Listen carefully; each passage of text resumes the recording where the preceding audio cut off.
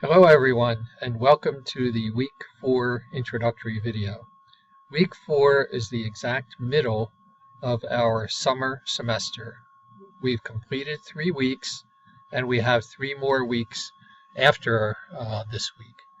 So this week we will address employment issues, that is, issues that focus on the workplace.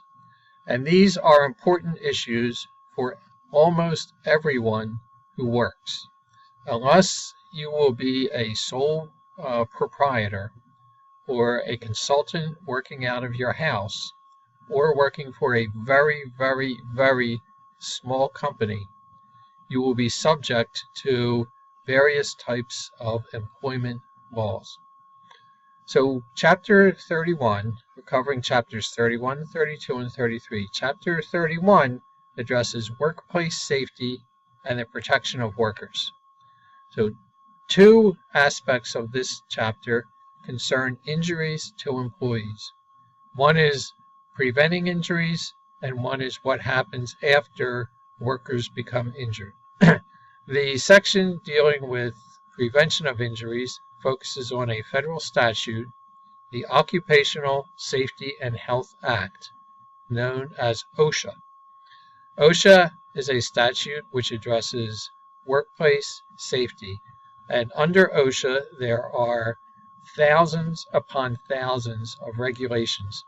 You will recall from earlier in the semester that one of the sources of law is regulations, which are promulgated under federal or state statutes. OSHA is a classic example of this, because under OSHA there are many thousands of regulations that employers have to follow. OSHA is an administrative body. In addition to promulgating regulations, it also has a judicial function and a prosecutorial function. So OSHA has a staff of investigators, and they can cite employers for violating OSHA regulations. And if the employer contests the citation, the employer has the opportunity to go before an administrative law judge and adjudicate the validity of the citation. So OSHA is an organization that covers all of these different aspects of regulatory law. The next part concerning injuries is about what happens if workers or employees are injured. And this is the workers' compensation law. Workers' compensation statutes are state statutes. There is no overriding federal workers' compensation statute. All of the states have workers' compensation statutes, and they are largely similar. Under workers' compensation law, an employee who is injured in the course of employment is entitled to have her or his medical bills paid and to receive a portion, usually 2/3 with some cap, but a portion of their salary while they are out because of the injury, out and unable to work because of the injury. Workers' compensation benefits are paid regardless of fault, as long as the injury occurred in the course of employment.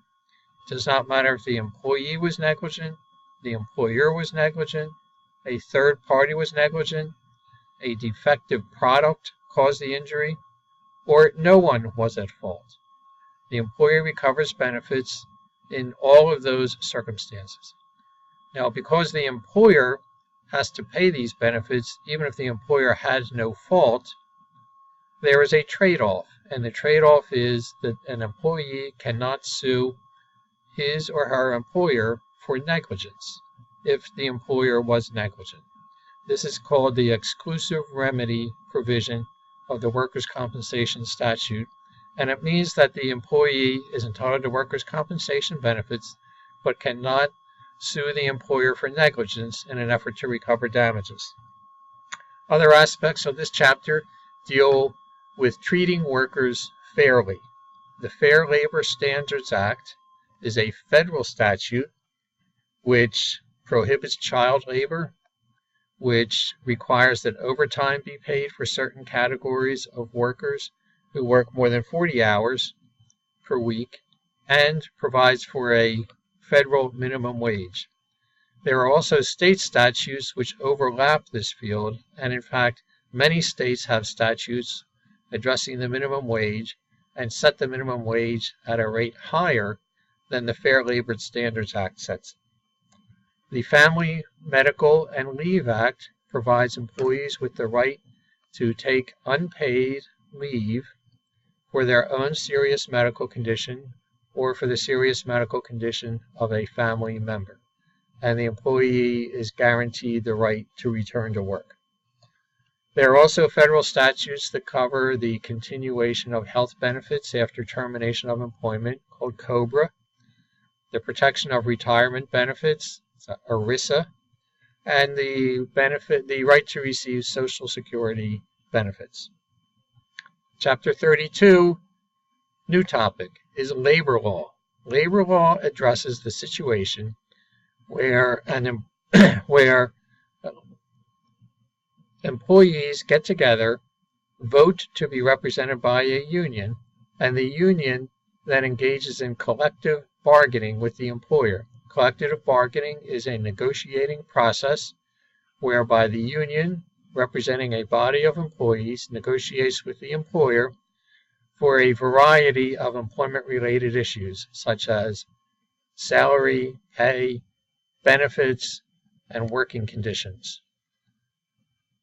Unions came about, let's say, back in the 1920s, 1930s, and 1940s, and it was really because the employer had all of the power, and it was only by giving employees the right to bargain collectively that they had any leverage.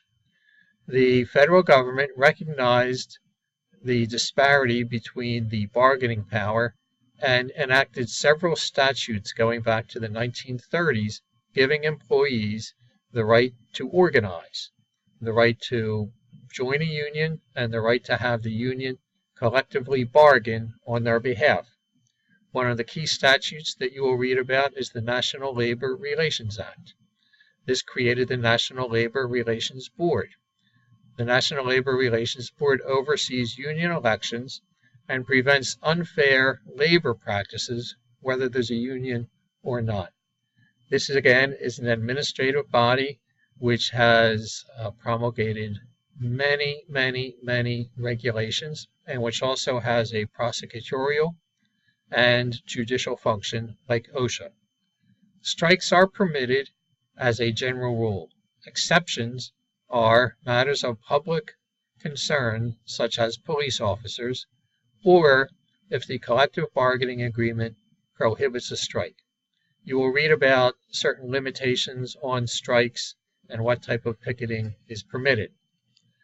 On June 27th of this year, the United States Supreme Court handed down a major decision in the field of employment law in a case named Janus, J-A-N-U-S, against American Federation of State, County, and Municipal Employees.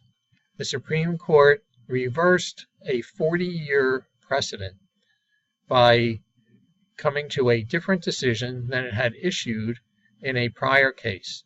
In the Janus case, the Supreme Court said that public employees, and is limited to public employees, that is, employees who work for the government, public employees cannot be forced to pay an agency fee to a union for representation.